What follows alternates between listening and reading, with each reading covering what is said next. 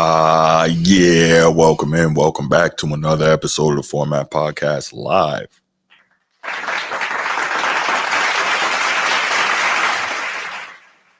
This is an unusual day and time for me to go live, but as you all know, I tend to do that sometimes, and I'll just go live and give my thoughts on something, and then I'll roll out.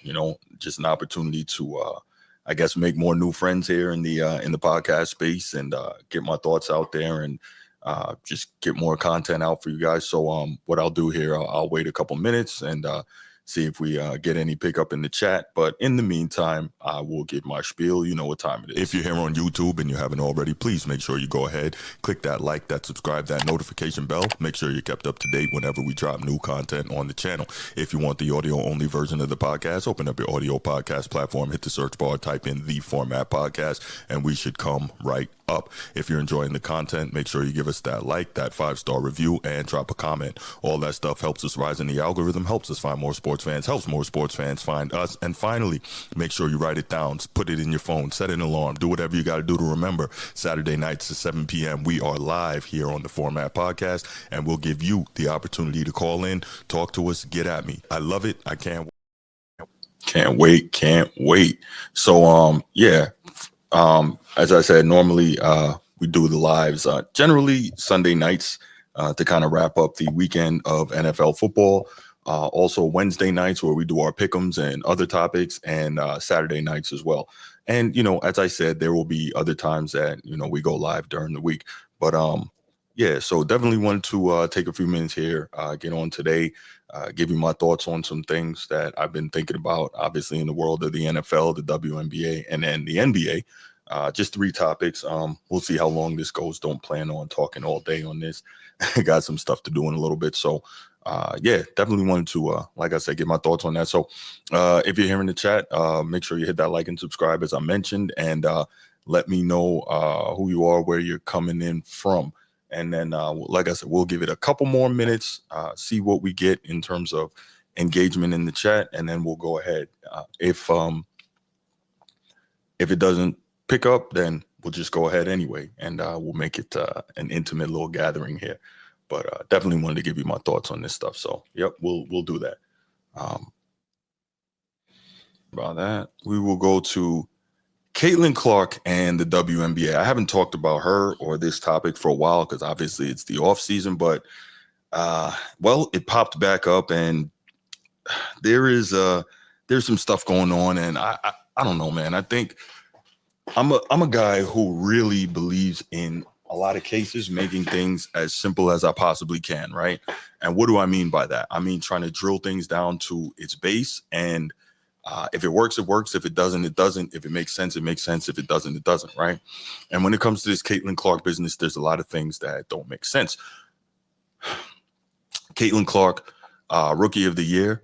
I don't think it was unanimous. Maybe she missed a vote or two, but she was Rookie of the Year. She set a number of rookie records in the WNBA between her and Angel Reese. They set a number of viewership records in the women's NCAA tournament over the last couple of years, blah, blah, blah. If you go back on the channel, I've done some shows about that, really detailing all the things that they've done, right? So I'm not going to get into all the details, but here's the deal. Caitlin Clark comes into the league. At first, she's having difficulty because people want to see her play the way she played at Iowa. They want to see her just come across half court, pull up, bombing logo threes, and they want to see her getting, 9, 10 assists per game. They don't like when you point out the turnovers. They don't like when you point out that she doesn't play defense. They don't like when her fans don't like when anyone criticizes her or has anything to say that's simply factual, right? So we know prior to her coming into the league, when they were doing the simulcast on on ESPN during the women's NCAA tournament last year. And I think it was Diana Taurasi. And basically she said something along the lines, I don't have the exact quote, but she was basically like, reality is coming. And people thought she was taking a shot at Caitlin Clark. And she said, like, no, basically I'm saying now she's coming into the league, professional league. Nobody's got to go to class. These are grown women. This is how they feed themselves and their families. And it's going to be different in terms of the level of intensity, the level of physicality, the level of play, and she's going to have to adjust to that, as just about anyone has to in terms of going from college to going to the professionals. whether it's being a college football star, going to the NFL, being a college basketball star, going to the NBA. Like, that's just kind of how it works, right? Because the professional ranks are the best of the best of the best, right? What is it? Less than 1% of all people who play a high school sport are going to go professional. And so what does that mean? That means that each successive level filters out the people who aren't good enough. So if you get to that level, the professional level, all you are left with are the best of the best. And so I don't understand for the life of me why people took that as Diana Taurasi taking a shot at her. I think all it was, man, I think people look for controversy, honestly. When you do this content creation thing, you see it. People are simply looking for controversy constantly. And sometimes you write it as a creator, and sometimes it's just annoying because it's not necessary and it's disingenuous, right? So for myself, I'm kind of stuck in the middle in terms of being a creator and being someone who graduated from journalism school and has worked as a sports journalist, right? So for me, it's a little, I got to kind of I got to play the line between, the opinion space and giving my opinions, but trying to make sure that said opinions are based and backed up with fact that can be verified, et cetera, et cetera. And so this whole Caitlin Clark thing to me is crazy, right? Because now you get into, she enters the league and she's having a lot of trouble initially, and it takes her longer than her fan base would like in order for her to settle into the game. We see, so there's two things here, right? We see her having difficulty settling into the speed, the size and physicality of the WNBA game right away. So that's a fact. She had a lot of trouble. I believe led the league in turnovers, probably set the record for most turnovers in a season, if I'm not mistaken. But also led the league in assists, set some records there. Led rookies in scoring. I think set some records there. Really, really had a great season. And one of the biggest things here, though, is that what came along with her was a gigantic fan base, many of whom weren't necessarily women's basketball fans, but they were Caitlin Clark fans, right? So they followed her, and we saw the results. We saw the results in terms of a spike in viewership for the WNBA, the likes of which we probably hadn't seen in 20 plus years, and realistically, in some cases, had never seen. We saw a spike in ticket sales and merchandise and all of that, right? Just a huge spike. And I'm not going to say that it was solely her that was responsible. I think her and Angel Reese together, it was kind of a perfect confluence of events, right? Coming off of their 2 years in a row battles in the NCAA tournament. I think once in the Elite Eight, once in the championship game. So that helps as well. So you have all these storylines coming together, and she comes to the league and brings a lot of attention and a lot of eyes with her and Angel Reese, in terms of the WNBA draft, in terms of the first game, in terms of televised Fever games, in terms of televised Fever playoff games, merchandise sales, all-star game, everything, right? And if we're real, and I did a show on this before, or a segment on another show about this, Caitlin Clark was one of the main catalysts of the explosion of interest in the WNBA. Now, if I'm honest, and I got to be honest here, it's not, the explosion has helped the WNBA, right? Because there are some people who say, I'm going to go to see Caitlin. I'm going to watch to see Caitlin. Oh, wait a minute. This player over here is good. Nafisa Collier, she's real good. Oh, Asia Wilson, damn beast, right? Brittany Griner, so on and so forth, right? Arike Ogunbowale, a lot of really good, outstanding players in the WNBA who have been there kind of, I don't want to use the term toiling in relative obscurity, but unfortunately that's kind of been what they've been doing for a long time. And so they haven't necessarily been getting the credit nor the attention they deserve for their hard work, their skill level, their dedication to their craft, and their love of the game, right? Okay, cool. So Caitlin Clark goes there. She helps to bring a ton of attention, a ton of eyeballs. That is what that is. And now you start getting issues happening. You start getting a quote unquote, you get a racial component start getting pulled into this thing, because unfortunately, there are a fair amount of Caitlin Clark fans. I'm not going to say all, but there are a fair amount of Caitlin Clark fans who have been, spewing racist vitriol against many of the black players in the WNBA. And that just is what it is. I'm not saying all Caitlin Clark fans are racist, but it's out there. You can find it.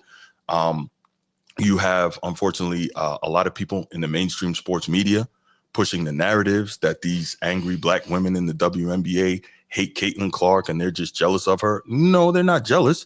They're just not going to allow a rookie, no matter who, no matter what race, to walk into their league and think they're just going to take over, right? There's no rookie in anybody's league that people are going to allow to just walk in and take over. Now, you have some rookies that are so incredibly mercurial that they can do that. I want to say, I believe Candace Parker walked in and won MVP as a rookie. She was that great. I don't even think Maya Moore was able to do that. And that's my favorite female player of all time, by the way. But anyway, you have guys like a LeBron James who can walk into the NBA and be ready right away, a Shaquille O'Neal, a Michael Jordan, obviously, a Magic Johnson, a Larry Bird, but very few players in very few sports, CJ Stroud in the NFL, can just walk in and get busy out of the gate. And again, those veterans that have been there all those years, they're not going to just allow it. Now, if you're good enough that you can overcome their resistance, then that's cool, but they're not just going to allow it. So you had people in the mainstream sports media and even some in the independent space pushing the false narrative that, these angry black women they're just jealous and they're just hating on her and they don't want to blah, blah, blah. And no, right? No, they're just competing and they're not going to let you walk in and they're not going to just take it easy on you because you're the quote unquote golden child. Nah, you have to earn yours, rookie. You got to earn yours. And Caitlin Clark, to her credit, for the most part, I don't recollect her doing any crying or complaining publicly or anything like that. Now, do we know that she's the type that on the floor is going to whine and complain to refs, to the officials? Yeah, she does that. But most great players do that realistically, complain to the officials until they get to that point where they're going to get the quote unquote superstar calls, etc. But for the most part, I don't recollect ever hearing outside of the court Caitlin Clark ever complaining in media sessions or anything like that. She's just like, yo, they're going to hit me. I got to deal with it. I got to keep going. Now, some people may think that was a kind of slick, backhanded way of saying, hey, pay attention to the physicality I'm getting. Maybe it was. Maybe that was. Maybe that was a smart move. But at the end of the day, that was what that was, right? But anyway, from a business standpoint, the attention, the money generated, the attention spike, the eyeballs, all of that have come to the WNBA, Caitlin Clark was a major catalyst towards that. Again, I'm not going to say she is the singular reason, but she was a major catalyst towards that. And it's really odd to me how so many people, whether they're in the media or whether they are players, whether they're fans or whatever, seem to have issues acknowledging that, right? For instance, I don't have the exact quote in front of me. I should have got it, but Asia Wilson made some commentary on how there's a racial component at play. And I guess she believes that, I don't want to put words in her mouth, but I guess she believes that Caitlin Clark's race has played a role in the meteoric rise of the attention that she has received and that she has brought to the WNBA. My thing is this: whether or not that's true, and I'm not saying it is, I'm not saying it isn't, but whether or not it's true, if I'm in the WNBA, what good does it do me to complain about that? What would be the better move is to take advantage of that. That's my thought, right? Just like I said, when it came to Bronny in the G League, they may be coming to see you, but when they come to see you, they're going to see me, right? So let's just say Caitlin Clark has to guard me, or, whoever it is she has to guard. We know that there's going to be tons of cameras on this game. We know it's probably going to be a nationally televised game. We know it's probably going to be, a primetime game, what have you. And why? Because people want to see Caitlin Clark. She's a draw. Cool. So guess what? If I'm playing against Caitlin Clark, I'm not mad because all these cameras came. I'm using that as an example to try and go and destroy you, Caitlin Clark, right? I'm trying to give you 30 or whatever I can give you. I'm trying to cook you at every turn. I'm trying to make you foul out. I'm trying to destroy you, and I'm trying to lock you up if I have to guard you too. So I'm trying to do all these things. I'm taking advantage of the attention that you've brought. Okay, cool. You've brought this attention. I might even feel some kind of way saying like, damn, where was all this attention all these years prior where we were, again, toiling away in relative obscurity? It wasn't there. But guess what? It's here now. I'm going to take advantage of it. For instance, on the other episode that I did in regards to this particular topic and Caitlin Clark, one of the things I talked about was 1979, April 1979, Magic Johnson and Larry Bird played against each other, Michigan State, Indiana State, for the national championship in what is still today the most televised college basketball game of all time. Got you. So with that, we saw the what do you want to call it? We saw the birth of their legendary rivalry, which they then carried into the NBA. And of course, we know the story was perfect. Lakers Celtics, black white, Showtime, hard work and grit. And they met 5 times in the finals in the 1980s. Lakers took 3, Celtics took 2. There you go. Well, 5 times. Yeah, I believe so. But anyway, the point I'm trying to make is we saw that and it worked out perfectly. And I'm sure there were some guys who were in the league before those two came that felt some kind of way, like, wait a minute, we've been over here, we've been balling all these years. We weren't getting this love. Now this rookie comes and this white boy comes, being Magic and Larry, and now they're getting all the attention. Well, guess what? Sometimes that's how life is. You need a catalyst to set something off and get it rolling. But instead of being angry about said catalyst, take advantage, because now the opportunity that you had to be seen that wasn't previously there, you have it, so you can get busy. For instance, A'ja Wilson, who is without question the greatest player in the women's game today, and probably is en route, if she's not already, to being the greatest women's player of all time. She is an absolute monster, although maybe I'm sure Cheryl Miller might have something to say about that, because, man, I always wonder if she, quick side note, I digress, if she in her prime had a chance of playing the WNBA, what she would be doing. It would be destructive. But anyway, A'ja Wilson is an absolute monster. And it's funny, on another episode, I think I compared her to a female David Robinson because she's left-handed. She can play the post. She defends at a high level, rebounds at a high level, blocks shots. She can run the break. She's got a handle. She's got a mid-range. She's got the low block all the way out to 3.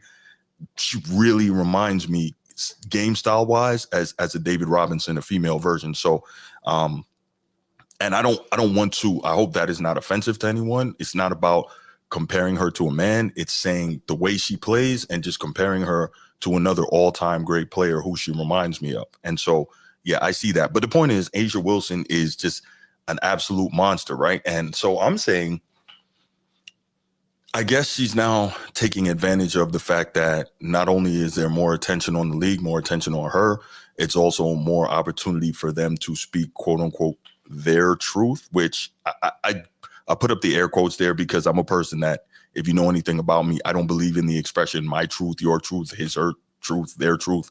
No. There is the truth. 1 + 1 is 2. It always will be. It can never be 3. So no matter what I think, my truth can't be 1 + 1 = 5 because it can't. The truth is gravity keeps us on the ground. That is the truth. There's no truth you can have that takes away from gravity. See what I'm saying? So like, my truth, your truth. No, there's the truth. Anyway, that's why I use the, the air quotes when I mention that. But the point is, this is an opportunity for her to, and maybe some other players in the league, to speak to their experiences prior to and I guess post the arrival of, this rookie class, which is obviously headlined by Caitlin Clark. So why am I bringing up all of this, right? I know I've been talking about Caitlin Clark for a minute. Why am I bringing up all of this? Because Time Magazine recently did their Person of the Year. I think that was Donald Trump, President-elect Donald Trump. And they did their Athlete of the Year, which is who? Caitlin Clark.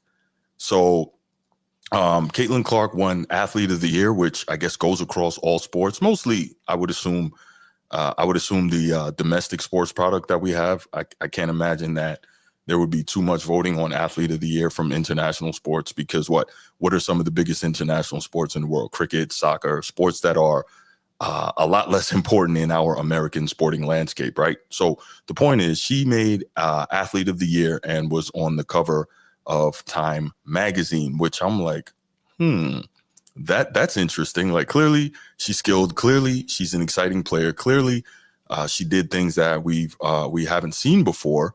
And so, all that is great, but I'm just like, well, what would make her Athlete of the Year? I guess it's a function of what she was able to do in between the lines and, all the records that she set as a rookie in her sport. And not only that, obviously, I think the bigger thing has to be, I think the bigger thing has to be not just that, but as I mentioned, the revenue, the jump in revenue, the business aspect of what she was able to do for the WNBA. And I think a lot of people don't understand that. And it pissed off a lot of people that she ended up being, the athlete of the year for Time Magazine. And again, this is one of those things for me. I'm like, why? All this is doing is bringing more attention to your league, and as a result, more money, right? So WNBA players have been complaining for years. We need more money. We're not being properly compensated. Cool. I get it. You need more money. You're not being properly compensated. This is an opportunity for that money to come.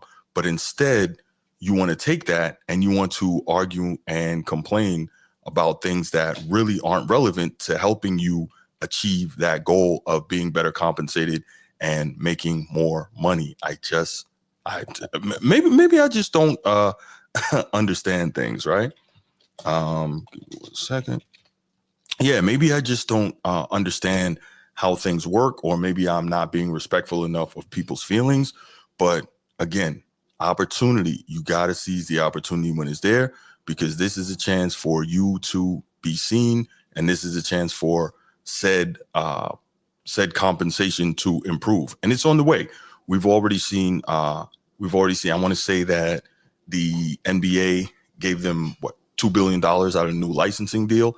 Now, that's small fries, but again, you're an organization that's never turned a profit in 27 years of existence. So baby steps, people, baby steps. Here is Caitlin Clark's Time Magazine cover for Athlete of the Year. Now, again, should she have been that? She's clearly not the best player in her game, and I have no objection to saying that. Remember, I mentioned Asia Wilson, who may be the best women's player of all time, but clearly the best WNBA player now, best women's player in the world. Some people may, again, feel a way about this. So now we have that. And so this gets weird for me, because you have a situation where Caitlin Clark was interviewed, and I'm trying to figure out how to handle this properly, but she was interviewed and she made commentary to the effect of how basically she acknowledged that she has white privilege, and that we need to be paying more attention to these Black women that have, done so much to build a league, et cetera, et cetera. So here's my thing, right? Here's my thing. Is white privilege a real thing? Yes. I would be ignorant, disingenuous as a Black man in America to sit here and say white privilege is not a real thing. Does it affect every single thing? No, I don't think so. But here's where stuff starts getting funny, right? You have, let's say, Diana Taurasi. You have Breanna Stewart, both of who are clearly far superior college basketball players than Caitlin Clark. And I'm not going to really compare their pro careers, because she's only been in the league one season, right? But both of those are going to end up in the Basketball Hall of Fame for what they have done, both as collegiate players as well as WNBA players. You got a Maya Moore, who again was a far superior collegiate player and thus far far superior WNBA player. There's a lot of them, right? Well, not Maya Moore. Let's leave her out because she's Black. But the point is, I'm going to use the example of Diana Taurasi, Sue Bird, what's her name, Breanna Stewart. Why did we never hear anything about white privilege in regards to those players who, again, were outstanding collegiate and professional women's basketball players? Wow, funny, they're all UConn. But anyway, the point is, we didn't hear any complaints, any commentary about white privilege when it came to them. So why is it only in regards to Caitlin Clark? This is what I don't understand. And this is where it gets iffy for me, right? So she speaks to her white privilege, and she says that, we need to, much like Paige Beckers did, I think at the ESPYs, I think it was the ESPYs, where she's saying, like, we need to continue to basically pay homage to the Black women, on whose backs we have built the WNBA, so on and so forth. And again, all that's cool, but this is what I'll say. If I'm Caitlin Clark in this particular situation, I probably would have just kept quiet on that. I would have, because what's happening is this. You're probably going to alienate a good percentage of your fan base. There's going to be people who think that you shouldn't have said that. There's going to be people who don't agree with you. There's fans who are going to cancel you because they don't agree with that stance you're taking. Now, you may gain some fans on the other side of the aisle, but I think you're going to eliminate a good bunch. You really should have played neutral and let people see you however it is they see you, right? If it's that terrible segment of your fan base that's racist, etc., racist, homophobic, whatever you want to use, those people, if it's that section of your fan base, let them see you how they see you. If it's the the section of your fan base that's more liberal, on the left leaning, let them see you how they see you. But you should not have, from a business standpoint and from a marketing standpoint, you shouldn't have tipped your hand by saying anything. Now, do I feel there was a bit of pressure on her to make those comments? Probably there was a little bit of pressure there.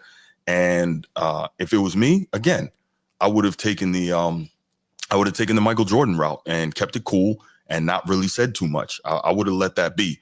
Now, if I was asked directly about that question, I like to think that I probably would have thought about it in advance and had a well-prepared yet neutral statement regarding that. Like, every athlete should be looking at a guy like Tom Brady and studying how he answers questions. The master of saying everything while saying nothing.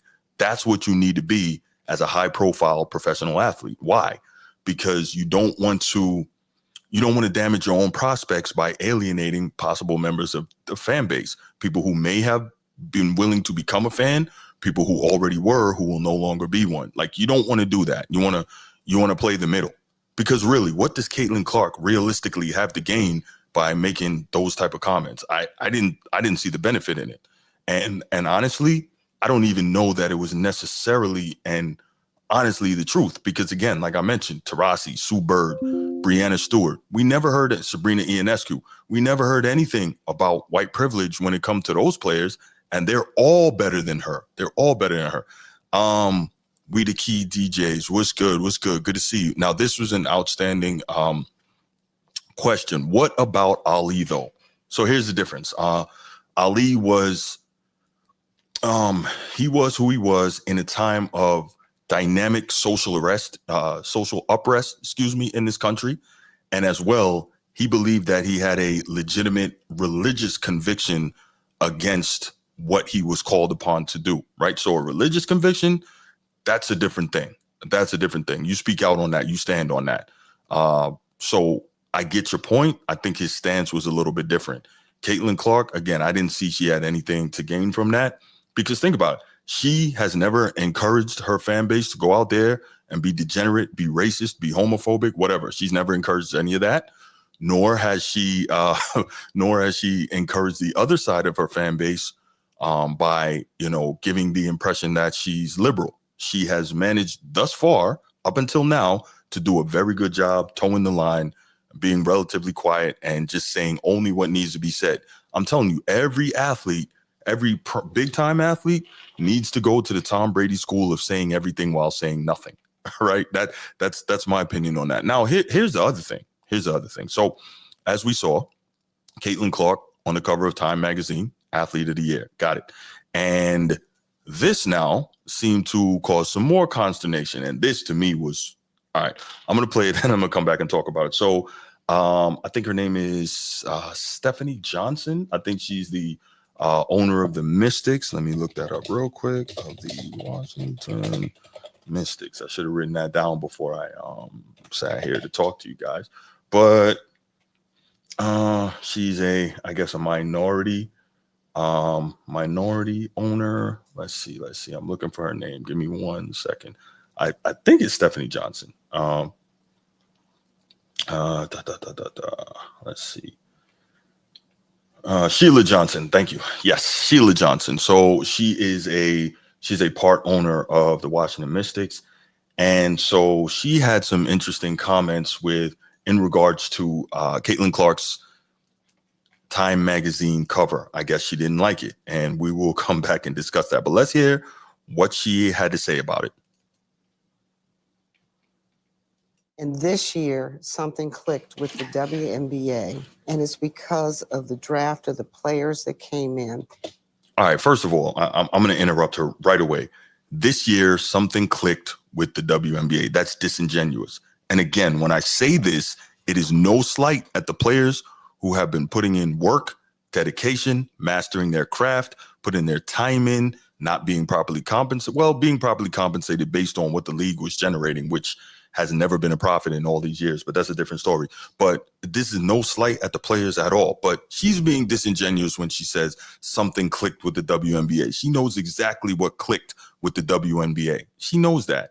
I mean, there are many basketball purists, such as, Sports T and Mel from Man Down Sports and others who have been watching the WNBA prior to this. I'm not going to say I'm an aficionado, but years ago, I used to watch the WNBA. I mentioned Maya Moore. I used to watch her play with the Lynx. I watched her play at UConn. I remember, I'm old enough to remember when the WNBA first came into existence, and I used to watch the Houston Comets when, Tina Thompson, Cynthia Cooper, and Cheryl Swoops won the first 4 championships in WNBA history. I remember all that. I remember when Lisa Leslie won a chip.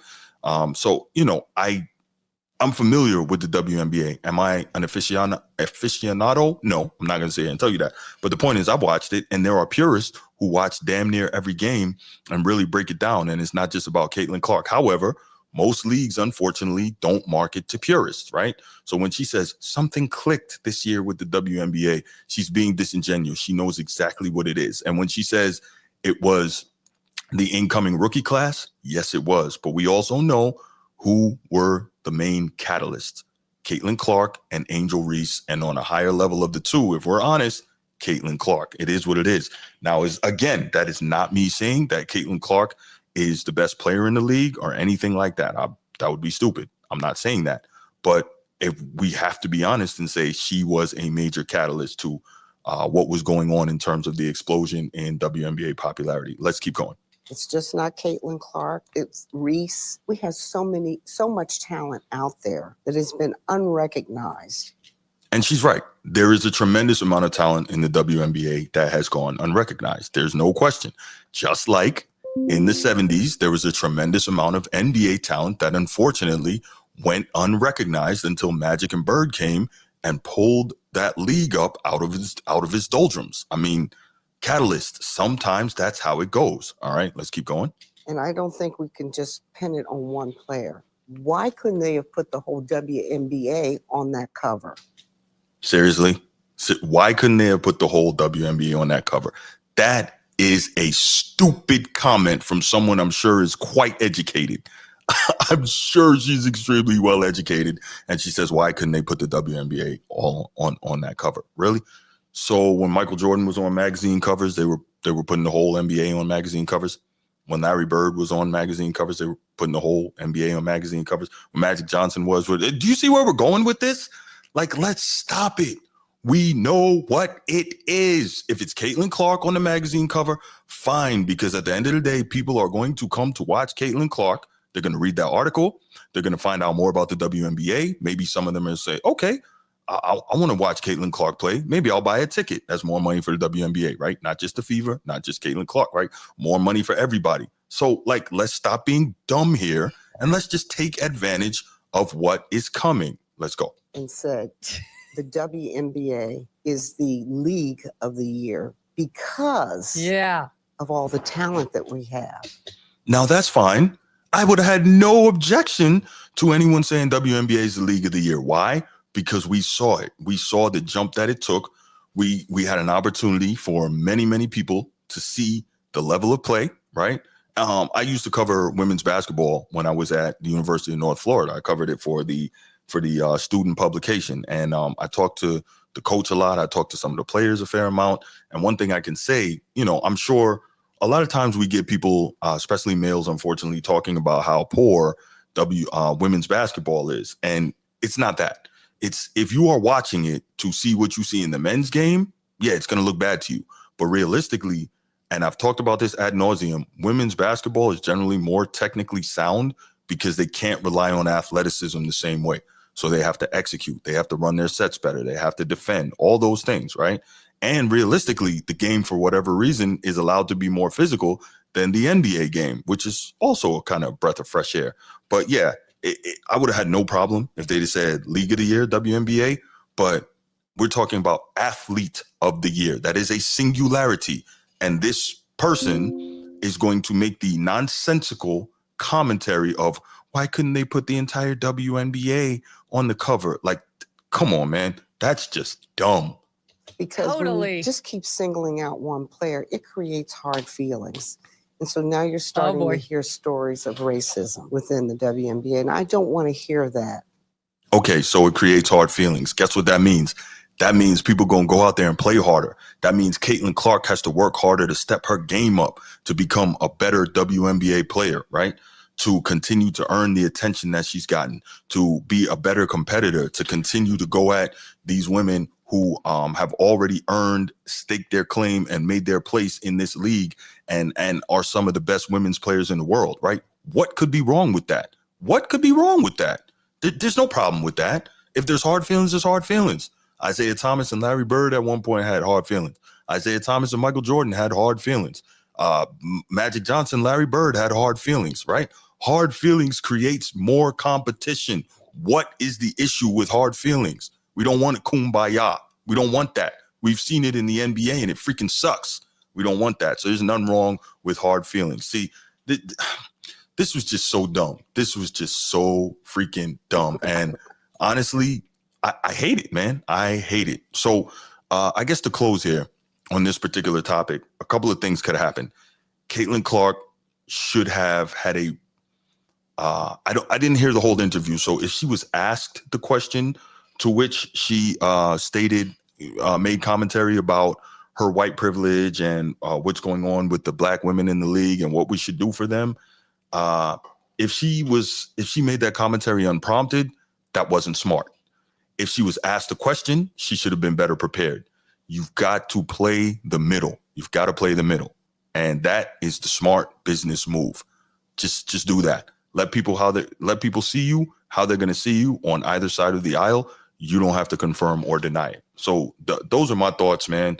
Sheila Johnson, just a terrible, just an idiotic statement, if you ask me. That it was just dumb, and I'm not calling her an idiot. I'm saying that statement was idiotic. And again, if it was League of the Year, cool, but it's Athlete of the Year. We're not putting the entire league on the cover of the magazine when one player won Athlete of the Year. Now, if you're going to argue that Athlete of the Year shouldn't have been her, that's fine. No problem with that. I'm just saying she won Athlete of the Year. This was my commentary on that. All right. I haven't opened up the phone lines in here yet, but I will do that and see if I get any calls in on this. I'm going to put the number in the phone line, 904-219-8264, 904-219-8264. I'll put it in the chat since we got some more people in here right now. And yeah, it's also scrolling on the bottom of the screen. You can give me a call if this is something you'd like to chime in on, because I definitely would like to hear a couple of thoughts on this. And kind of, I know there are some people who will disagree with what I have had to say here, and that's fine. Spice of life, right? But these are my thoughts on it, man. These are my thoughts. I'm a pretty simple, easygoing dude, and I think that there was just a much better way that this could have been handled on multiple fronts, whether it's from Mystics owner Sheila Johnson, or whether it's from Caitlin Clark, or whether it was from Asia Wilson, or maybe other players in the WNBA who have issues. Because again, Caitlin Clark unfortunately can't control what some of her fan base does. I suppose theoretically she could come out and tell them to stop it, but is that really her job? Like, to police what some of her fans do? Maybe, maybe not. I don't think it is. It's going to be what it's going to be, man. But just go out there, hoop, be the best basketball player you can be. Continue to try and build this league, which you play in, and in which you're something of a celebrity, and just leave it there. Do that. But yeah, those are my thoughts. All right, cool. Well, I guess we're not gonna have any calls on that. I was hoping I'd get some. All right.